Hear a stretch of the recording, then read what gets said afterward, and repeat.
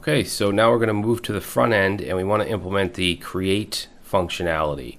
So in our screens we have our product list screen, and if you remember we have this create product handler. That's where we're going to want to set this off with an action. So let's start off by creating the constants we need. So we're going to go to product constants, and I'm going to copy these. And we need one more for the reset. So we have request, success, fail, and then reset. And let's change delete to create. Okay, so we'll save that.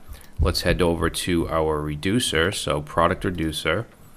And I'm going to copy the product delete reducer. And this will be the product create reducer. And state is just going to be an empty object to begin with, and then let's change this, and this to create. And for the return here, we're going to have loading, success, true, and then we also want product set to the action payload. And then let's add the reset. So case, and this is going to be product create reset, and from here we just want to return an empty object. Okay, so let's make sure that we import these.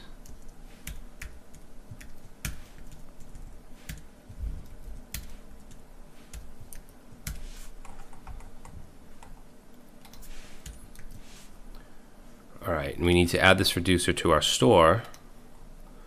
So let's go up here and copy this down. So this is product create reducer, and then we need to add it here.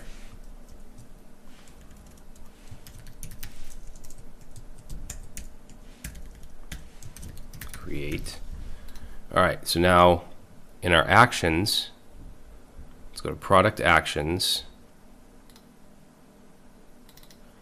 and let's go ahead and just bring in product create request, product create success, product create fail, and product create reset. And then I'm going to go down here and we'll copy delete product, and let's paste that in here.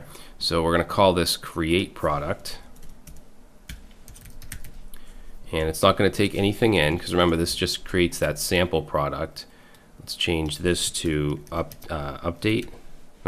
create. So that'll make the request right here. This is going to be our token, which we need, and then we want to assign data to the response, which is going to be a post request to API products. And we're going to pass in as a second argument here just an empty object, because we're making a post request but we're not actually sending any data here. And then on the success, let's change this to create, and we want to add our payload. So our payload is going to be the data, which will be the newly created product. And then down here we just want to change this to create. Okay, so our action should be all set. So now let's go back to our product list screen. And on our product list screen, we want to bring in that action. So right here, create product. And I'm also going to bring in the reset. So let's import product create reset, and it's going to come from constants, product constants. And I think I brought that into the action, and we don't actually need it there. So up at the top, we don't need this. Okay, so we'll bring that in, and then let's see, we're going to dispatch this. So in the use effect here, as soon as use effect runs, we want to dispatch the reset.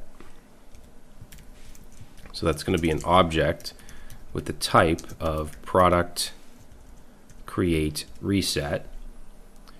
And then immediately after that, let's see, we're testing to see if we're admin. You know what, I'm actually going to format this a little different. So we'll say if not, let's say if this user is not an admin, then we're going to redirect.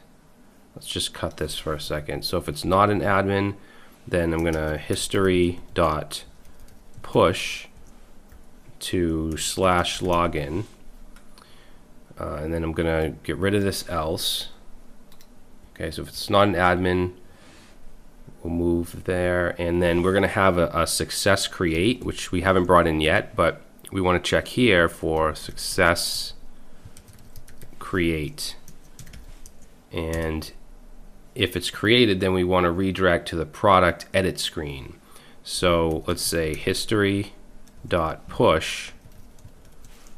And we want to go to, let's put some backticks in here, and it's going to be product, actually let's say admin /admin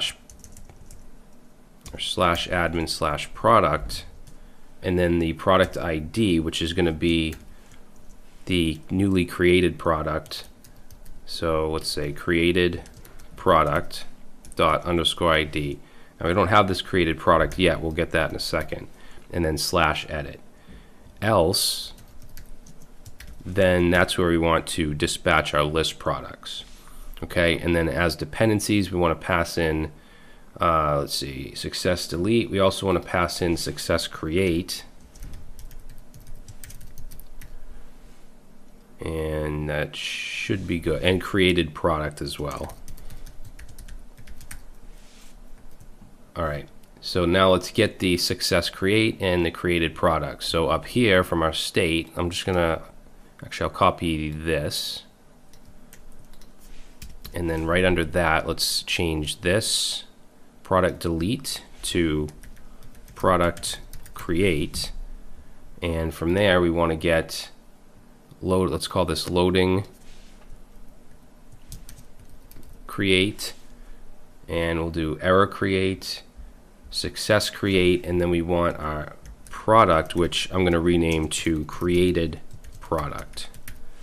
Okay, and this is all coming from the product create part of the state that we just did, that we just added. Now, if there's some kind of error, or and also for the loading for create, we're going to go down here where we did the same thing for delete. I'm just going to copy these two lines, and we want the same for create. So I'm going to just grab that, and that, and say create. All right, now finally for the create handler, that's where we want to dispatch the create product action. So let's dispatch create product, and we actually don't have to pass anything in here. Yeah, so we don't need this. And let me just check, did I pass that down here? Actually, the create button is up top. So right here, yeah, create product handler. So we're not passing anything in, we're just calling this action. So let's save this. Let's take a look down here. Create product is defined but never used. I think that was before. Let's just save again. All right, so everything looks good.